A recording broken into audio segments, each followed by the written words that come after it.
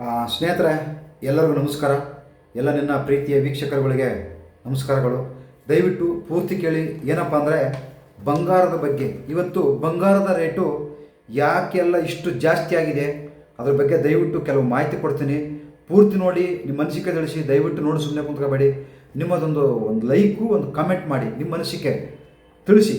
ಯಾಕಪ್ಪ ಅಂದರೆ ಬಂಗಾರ ಅಂದರೆ 100ರಲ್ಲಿ 8 ಜನಕ್ಕೆ, 100ರಲ್ಲಿ 80 ಜನಕ್ಕೆ ಭಾಳ ಇಷ್ಟ ಬಂಗಾರ ಅಂದರೆ. ಎಲ್ಲರಿಗೂ ಬಂಗಾರ ಹಾಕಬೇಕು. ಇವತ್ತಿನ ದಿನದಲ್ಲಿ ಬಡವರು ಪಾಪ ಒಂದು ತಾಳಿ ಮಾಡಿಸ್ಕೊಳ್ಳೋಕೆ ಕೂಡ ಭಾಳ ಕಷ್ಟ ಇದೆ. 1 ಗ್ರಾಮು ಸುಮಾರು 9,000ದಿಂದ 10,000 ರೂಪಾಯಿ ಆಗಿದೆ. ಇವತ್ತು ಬಡವರು ಬಂಗಾರ ತಗೊಳ್ಳಂಗಿಲ್ಲ, ಬಂಗಾರ ತಗೊಳ್ಳೋಕೆ ಆಯ್ತಾ ಇಲ್ಲ, ಅಷ್ಟು ರೇಟ್ ಜಾಸ್ತಿ ಆಗಿದೆ. ಯಾಕೆ ಜಾಸ್ತಿ ಆಗಿದೆ? ಈ ಬಂಗಾರದ ಅಂಗಡಿಯವರು ಅಡ್ವರ್ಟೈಸ್ಮೆಂಟ್ ಕೊಡ್ತಾರೆ ಟಿ ವಿಲಿ, ಪೇಪರಲ್ಲಿ. ಆಮೇಲೆ ಈ ಥರ ನೋಡಿ, ಮನೆಗೂ 50% ಡಿಸ್ಕೌಂಟ್ ಇದೆ. ಮನೆಗೂ ಕೂಡ ಈ ಥರ ಹಂಚುತ್ತಾರೆ, 50% ಡಿಸ್ಕೌಂಟು, ನಾವು ವೇಸ್ಟೇಜ್ ಕೊಡಲ್ಲ, ಅದು ಕೊಡಲ್ಲ, ಇದು ಕೊಡಲ್ಲ, ಅದು ಕೊಡ್ತೀವಿ, ಇದು ಕೊಡ್ತೀವಿ, ಎಲ್ಲ 50 ಕೊಡ್ತೀವಿ. ಯಾರೂ ಕೂಡ ಲಾಭ ಇಲ್ದಂಗೆ ಏನು ಕೆಲಸ ಮಾಡಲ್ಲ. ನಾವು ಬೇಕಾದ್ರೆ ಕೂಲಿ ಕೆಲಸ ಮಾಡಿಬಿಡ್ತೀವಿ, ಏನು ಲಾಭ ಇಲ್ದಂಗೆ. ಆದರೆ ಈ ಅಂಗಡಿಯವರು, ಬಟ್ಟೆ ಅಂಗಡಿ ಆಗಿರೋರ್ಬೋದು, ಬಂಗಾರದ ಅಂಗಡಿಯವರು ಆಗಿರ್ಬೋದು, ಯಾರು ಕೂಡ ಲಾಭ ಇಲ್ಲದೇ ಒಂದು ಕೆಲಸ ಮಾಡಲ್ಲ, ಅವರು ಮಾಡಿಸಲ್ಲ. ಯಾಕಪ್ಪ ಅಂದರೆ ಇವರು ಇಷ್ಟು 50%, 60% ನಾವು ಡಿಸ್ಕೌಂಟ್ ಕೊಡ್ತೀವಿ, ಅದನ್ನು ಮಾಡ್ತೀವಿ, ಇದನ್ನು ಮಾಡ್ತೀವಿ ಅಂತಂದೇಳಿ ಇವತ್ತು ಬಸ್ಗಳಲ್ಲೂ ಕೂಡ ಜಾಹೀರಾತು ಹಾಕಿದ್ದಾರೆ. ಇಷ್ಟಿಷ್ಟು ದೊಡ್ಡದು ಇಂಗ್ಲೀಷಲ್ಲೆಲ್ಲ ಜಾಹೀರಾತು ಹಾಕಿದ್ದಾರೆ. ಯಾರು ಕೂಡ ಪುಕ್ಸಟ್ಟೆ ಇವರು ಜಾಹೀರಾತು ಹಾಕಿರಲ್ಲ. ಇವತ್ತು ನೋಡಿ, ಇವತ್ತು ಬಂಗಾರ ಒಂದು 500 ರೂಪಾಯಿ ಇರುತ್ತೆ ಅಂದ್ಕೊಳ್ಳಿ. ಸುಮ್ಮನೆ ಒಂದು ಅಂದಾಜು ಹೇಳ್ತಾ ಇದ್ದೀನಿ. ನಮ್ಮ ಕಾಲದಲ್ಲಿತ್ತು 500 ರೂಪಾಯಿ, 450 ರೂಪಾಯಿ ಗ್ರಾಮ್ ಇತ್ತು. ಇವತ್ತು 10,000 ರೂಪಾಯಿ ಆಗಿದೆ. ನಮ್ಮಂಥ ಬಡವರು ಇವತ್ತು ಬಂಗಾರ ತಗೊಳಕ್ಕಾಗ್ತಾ ಇಲ್ಲ. ಇವತ್ತು ಹೆಣ್ಣು ಸಿಕ್ಕರು ತಾಳಿ ತಗೊಳಕ್ಕಾಗ್ತಾ ಇಲ್ಲ. 10,000 ಕೊಟ್ಟು 1 ಗ್ರಾಮ್ ತಗೊಳಕ್ಕಾಗ್ತಾ ಇಲ್ಲ. ಅಷ್ಟು ಬಡವರು ಇದ್ದಾರೆ ನಮ್ಮ ದೇಶದಲ್ಲಿ. ಇವತ್ತು ರಾಜಕಾರಣಿಗಳು ಮತ್ತು ಈ ಏನು ಬಂಗಾರದ ಅಂಗಡಿ ಅಸೋಸಿಯೇಟ್ಸ್ ಅಂತ ಇರುತ್ತೆ, ಇವರೆಲ್ಲ ಏನು ಮಾಡ್ತಾರೆ, ಬಂಗಾರ ರೇಟ್ ಕಡಿಮೆ ಇದ್ದಾಗೆ ಸಾವಿರಾರು ಕೆಜಿ ತಗೊಂಡ್ಬಿಡ್ತಾರೆ. ಎಲ್ಲರೂ ಸೇರಿ ಮಾತಾಡ್ಕೊಂಡು. ಇವತ್ತು ಒಂದು 5,000 ರೂಪಾಯಿ ಗ್ರಾಮ್ ತಗೊಂಡ್ರು ಅಂದ್ಕೊಳ್ಳಿ, ಅದು ಎಕ್ದಮ್ ನಾಳೆ ಅದು 7,000 ರೂಪಾಯಿ ಗ್ರಾಮ್ ಆಗುತ್ತೆ, 8,000 ರೂಪಾಯಿ ಗ್ರಾಮ್ ಆಗುತ್ತೆ. ಅವಾಗ ಏನಾಗುತ್ತಪ್ಪ ಅಂದರೆ 5,000 ರೂಪಾಯಿ ಗ್ರಾಮ್ ಕೊಟ್ಟು ತಂದಿರ್ತಾರಲ್ಲ, ಅದನ್ನು ಅವರು ಇವತ್ತು 9,000, 8,000 ರೂಪಾಯಿ ಗ್ರಾಮ್ದಂಗೆ ಮಾಡ್ತಾ ಇದ್ದಾರೆ. ಹಳೆ ಬಂಗಾರ, ಹೊಸದಲ್ಲ ಇದು. ಇವರು ಮಾರ್ತಾ ಇದ್ದಾರಲ್ಲ, ಹಳೆ ಬಂಗಾರ ಇದು. ಅವರು ರೇಟ್ ಕಡಿಮೆ ಇದ್ದಾಗಲೇ 100 kg ತಗೊಂಬಂದು ಇಟ್ಕೊಂಡಿರ್ತಾರೆ. ಅದನ್ನು ಇಟ್ಕೊಂಡು ಕರಗಿಸಿ ಇವಾಗೆಲ್ಲ ಉಂಗುರ, ಚೈನ್ ಸರ, ನೆಕ್ಲೆಸ್ಗಳು ಎಲ್ಲ ಮಾಡ್ತಿರ್ತಾರೆ. ಅದರಿಂದ ಇವರು ನಾವು 50% ಬೃಹತ್ ವರ್ಷದ ಆಭರಣ ಮಾರಾಟ ಅಂತ ಹೇಳ್ಬಿಟ್ಟು ಅನೂಹ್ಯ ಪ್ಲಾಟ್, ಇವೆಲ್ಲ ಸುಳ್ಳು. 50% ಕಡಿತ, ಎಲ್ಲ ಆಭರಣಗಳ ಮೇಲೆ, ಮಜೂರಿಯ ಮೇಲೆ ಕಡಿತ 50%. ಇವರೆಲ್ಲ ಈ ರೀತಿ ನಮ್ಮ ದಿನಪತ್ರಿಕೆಗಳಲ್ಲಾಗಿರ್ಬೋದು, ನಿಮ್ಮ ರೇಡಿಯೋದಲ್ಲಾಗಿರ್ಬೋದು, ಟಿ ವಿಲಾಗಿರ್ಬೋದು, ಮತ್ತು ಎಲ್ಲ ಬಸ್ಗಳಲ್ಲಿ ಕೂಡ ಇವತ್ತು ಅಡ್ವರ್ಟೈಸ್ಮೆಂಟು ಲಕ್ಷಾಂತರ ರೂಪಾಯಿ, ಕೋಟ್ಯಾಂತರ ರೂಪಾಯಿ ಅಡ್ವರ್ಟೈಸ್ಮೆಂಟಿಗೆ ಖರ್ಚಾಗುತ್ತೆ. ಆದರೆ ಕಡಿಮೆ ರೇಟಿಗೆ ಯಾರು ಬಂಗಾರ ಕೊಡಲ್ಲ, ಯಾವ ಅಂಗಡಿಯವನು ಕೊಡಲ್ಲ ಕಡಿಮೆ ರೇಟಿಗೆ. ಲಾಭ ಇಲ್ಲದಲೇ ಯಾವನು ಮಾರಲ್ಲ. ಇವತ್ತು ಇವರಿಂದ ಬಂಗಾರದ ರೇಟು ಜಾಸ್ತಿ ಆಗ್ತಾ ಇರೋದು ಸರ್ಕಾರದಿಂದ, ಮತ್ತು ಈ ಏನು ಬಂಗಾರದ ಅಂಗಡಿಯವರು ಇದ್ದಾರಲ್ಲ, ಇವರಿಂದ ಬಂಗಾರದ ರೇಟ್ ಜಾಸ್ತಿ ಆಗಿರೋದು. ನಮ್ಮಂಥ ಬಡವರು ಇವತ್ತು ಒಂದು ಹೆಣ್ಣಿಗೆ ಒಂದು ತಾಳಿ ಮಾಡಿಸ್ಕೊಳಕ್ಕೆ ಆಗ್ತಾ ಇಲ್ಲ, ಅಷ್ಟು ಕಷ್ಟ ಇದೆ.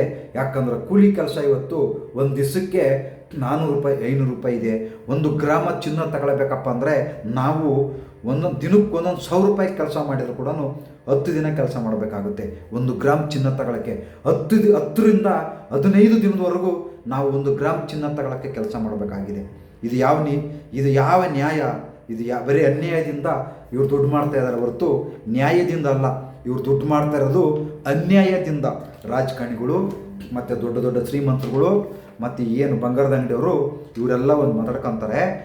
ಇವರೆಲ್ಲ ತಮ್ಮ ಹೆಂಡ್ರ ಮಕ್ಕಳನ್ನ ಎಷ್ಟು ಅದ್ಭುತವಾಗಿ ಜೀವನ ಮಾಡಿಸ್ತಾ ಇದ್ದಾರೆ ಅಂದರೆ ನಿಜವಾಗ್ಲೂ ನಮಗೆ ತುಂಬ ನೋಡೋಕ್ಕೆ ಬೇಜಾರಾಗುತ್ತೆ. ಯಾಕಂದರೆ ಅವ್ರ ಹತ್ರ ಕೆಲಸ ಮಾಡಿದ್ದೀವಿ. ಏನಿಲ್ಲ ಅಂದ್ರೂ ವಾರದಲ್ಲಿ 1-2 ದಿನ ಪಾರ್ಟಿ ಇಟ್ಕೊತಾರೆ. ರಾತ್ರಿ 11 ಗಂಟೆವರೆಗೂ ಪಾರ್ಟಿ ಇಟ್ಕೊತಾರೆ. ಎಲ್ಲರೂ ಸೇರ್ಕೊಂಡು ಎಲ್ಲೆಲ್ಲ ದೊಡ್ಡ ಹೋಟ್ಲು, ಇಷ್ಟಿಷ್ಟು ತಿನ್ನೋದು, ಇಷ್ಟಿಷ್ಟು ಪುಟ್ಕೋಸಿ 10,000 ರೂಪಾಯಿ, 20,000 ಬಿಲ್ ಕೊಟ್ಟು ಬರ್ತಾರೆ ಹೋಟ್ಲಿಗೆ. ಇಲ್ಲಿ ಬಂಗಾರ ನೋಡಿದ್ರೆ ಸುಮ್ಮನೆ ನಾವು 50% ಡಿಸ್ಕೌಂಟು 60% ಡಿಸ್ಕೌಂಟು ಇದೆಲ್ಲ ಬರೀ ದುಡ್ಡು ಮಾಡೋ ಗಿಮಿಕ್ಕು ಸ್ನೇಹಿತರೆ. ಅರ್ಥ ಮಾಡ್ಕೊಳ್ಳಿ.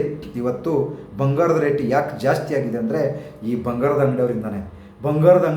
ಇವತ್ತು ನಾನು ಅದನ್ನು ಫ್ರೀ ಕೊಡ್ತೀನಿ, ನಾನು ಇದನ್ನು ಫ್ರೀ ಕೊಡ್ತೀನಿ, ಲಕ್ಕಿ ಡ್ರಾ, ಬಂಪರ್ ಡ್ರಾ. ಯಾರಾದರೂ ಲಾಭ ಇಲ್ದಲ್ಲ ಮಾಡ್ತಾರ? ಲಾಭ ಇಲ್ದಾರ ಯಾರಾದರೂ ಮಾಡ್ತಾರ? ನೋಡಿದ್ದೀರಾ? ಇವತ್ತೊಂದು ಸಣ್ಣ ಪುಟ್ಕೋಚಿ ತಗೊಂಡ್ರೂ ಕೂಡ ನಾವು ಲಾಭ ಇದ್ದ ತಗೊಳಕ್ಕಾಗತ್ತಾ? ಒಂದು ಬೆಂಕಿ ಪಟ್ಟಣನೂ ಕೂಡ ಅದು 50% ಮಾಡಿದ್ರೆ ಇವತ್ತು ₹1 ಮಾರ್ತಾ ಇದ್ದಾರೆ. ಇನ್ನು ಬೆಂಕಿ ಪಟ್ಟಣನೂ ಲಾಭ ಇಲ್ದಂಗೆ ಮಾರಲ್ಲ. ಇನ್ನು ಇಷ್ಟು ಬಂಗಾರನ ಯಾವನಾದರೂ ಲಾಭ ಇಲ್ದಂಗೆ ಮಾರ್ತಾನ? ಅಷ್ಟು ದೊಡ್ಡ ಅಂಗಡಿ ಇಟ್ಕೊಂಡು, ಅಷ್ಟು ದೊಡ್ಡ ಬಾಡಿಗೆ, ಅಷ್ಟೊಂದು ಜನಕ್ಕೆ ಕೆಲಸ, ಏನು ಪುಕ್ಸಟ್ಟೆ ಅವನಿಗೇನು ಮ್ಯಾಲಿಂದ ಉದುರುತ್ತಾ? ನಮಗೆ ಬಕ್ರ ಮಾಡ್ತಾ ಇದ್ದಾರೆ ಎಲ್ಲ ಸೇರ್ಕೊಂಡು. ಸರ್ಕಾರದವರು, ಬಂಗಾರದ ಅಂಗಡಿಯವರು ಎಲ್ಲರೂ ಸೇರ್ಕೊಂಡು ನಮ್ಮನ್ನು ಬಕ್ರ ಮಾಡ್ತಾ ಇದ್ದಾರೆ. ನಮ್ಮ ಹತ್ರ ಒಂದು ಥರ ನಾವು ಬಟ್ಟೆ ಒಗೆದಾಗ ಹಿಂಡ್ತೀವಲ್ಲ, ನಮ್ಮನ್ನು ಆ ಥರ ಹಿಂಡಿ ಬಿಸಿ ಆಗ್ತಾ ಇದ್ದಾರೆ. ಯಾಕಂದರೆ ನಮ್ಮ ಜನಗಳು ಬುದ್ಧಿ ಕಲಿಯಲ್ಲ. ಯಾವಾಗ ಬುದ್ಧಿ ಕಲಿತಾರೆ ಅಂದರೆ ಇನ್ನೇನು ಹೊಟ್ಟೋಗ್ಬಿಡ್ತಾನಲ್ಲ, ಹಾಸಿಗೆ ಮೇಲೆ ಮಲಗಿರ್ತಾರೆ ನೋಡಿ, ಅವಾಗ ಬುದ್ಧಿ ಕಲಿತಾರೆ ನಮ್ಮ ಜನ. ಚೆನ್ನಾಗಿದ್ದಾಗ ಯಾವನು ಬುದ್ಧಿ ಕೇಳಲ್ಲ. ಹೇಳಕ್ಕೆ ಹೋದರೆ ಇವನಿಗೆ ತಲೆ ಕೆಟ್ಟಿದೆ, ಇವನಿಗೆ ಮಾಡೋಕ್ಕೆ ಕೆಲಸ ಇಲ್ಲ ಅಂತಂದೇಳಿ ಈ ಥರ ಆರಾಮಾಗಿ ನಮ್ಮ ಜನ ಹೇಳ್ಬಿಡ್ತಾರೆ ಹೊರತು, ಆದರೂ ಸ್ವಲ್ಪ ಬುದ್ಧಿ ಯಾರು ಯೋಚನೆ ಮಾಡಲ್ಲ. ನಾನು ಏನಿದ್ದೀನಿ ನನಗೋಸ್ಕರ ಹೇಳ್ಕೊಂತ ಇಲ್ಲ, ನನಗೆ ಬಂಗಾರದ ಅವಶ್ಯಕತೆ ಇಲ್ಲ, ಬೇಕಾಗಿಲ್ಲ, ಏನು ನನಗೆ ಬಂಗಾರದ ಸೋಕಿ ಇಲ್ಲ. ಬಂಗಾರದ ಸೋಕಿ ಇರೋದು ಮಾಡ್ಕೊಂಡಿದ್ದಾರೆ, ಏನು ಮಾಡೋಕ್ಕಾಗಲ್ಲ. ಇವತ್ತು ಬಂಗಾರ ರೇಟ್ ಜಾಸ್ತಿ ಆಗ್ತಿರೋದು ಜನಗಳಿಂದಲ್ಲ.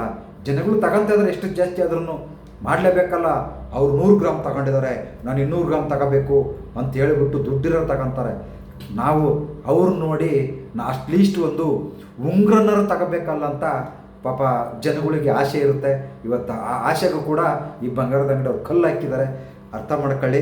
ಬಂಗಾರದ ರೇಟು ಜಾಸ್ತಿ ಆಗೋಕ್ಕೆ ಬಂಗಾರದ ಅಂಗಡಿಯವರೇ ಕಾರಣ. ಯಾಕಂದ್ರೆ ರೇಟ್ ಕಡಿಮೆ ಇದ್ದಾಗೆ ಸಾವಿರಾರು kg 100 kg ಒಟ್ಟಿಗೆ ತಗೊಂಡ್ಬಿಡ್ತಾರೆ. ಅದು ಆಮೇಲೆ ಕಡಿಮೆ, ಇವತ್ತು ರೇಟು ಜಾಸ್ತಿ ಕಡಿಮೆ ಇದ್ದಾಗೆ ಜಾಸ್ತಿ ತಗೊಂಡ್ಬಿಡ್ತಾರೆ. ಅವ್ರಿಗೆ ನಾಳೆ ಸಿಕ್ಕಾಪಟ್ಟೆ ಲಾಭ ಇದೆ, ಅದರಿಂದ ಲಾಭ ಇಲ್ಲದಲ್ಲೇ ಯಾರೂ ಮಾರಲ್ಲ. ಅರ್ಥ ಮಾಡ್ಕೊಳ್ಳಿ. ಎಲ್ಲರಿಗೂ ಒಳ್ಳೆಯದಾಗಲಿ. ನಮಸ್ಕಾರ. ಇವತ್ತು ಎಲ್ಲಿ ನೋಡಿದ್ರು ಬಂಗಾರದ ಅಡ್ವರ್ಟೈಸ್ಮೆಂಟು ನೋಡ್ತಾ ಇದ್ದಾರಲ್ಲ ದಿನ ಟಿ ವಿಲಿ, ಪುಕ್ಸಟ್ಟೆ ಕೊಡ್ತಾ ಇದ್ದಾರ. ಒಂದು 10 ಸೆಕೆಂಡಿಗೆ ಏನಿಲ್ಲಂದ್ರೂ ₹1,00,000 ಈ ಥರ ಇರುತ್ತೆ. ಇಷ್ಟು ದಿನ ಅಗ್ರಿಮೆಂಟ್ ಆಗಿರುತ್ತೆ ಅವಕ್ಕೆಲ್ಲ. ನಮ್ಮ ಜನಗಳು ಕೆಪ್ರುಗಳು ಎಷ್ಟು ಹೇಳಿದ್ರು ಅಷ್ಟೇ, ಏನು ಮಾಡೋಕ್ಕಾಗಲ್ಲ. ನಮಸ್ಕಾರ. ಜೈ ಹಿಂದ್, ಜೈ ಕರ್ನಾಟಕ ಮಾತೆ.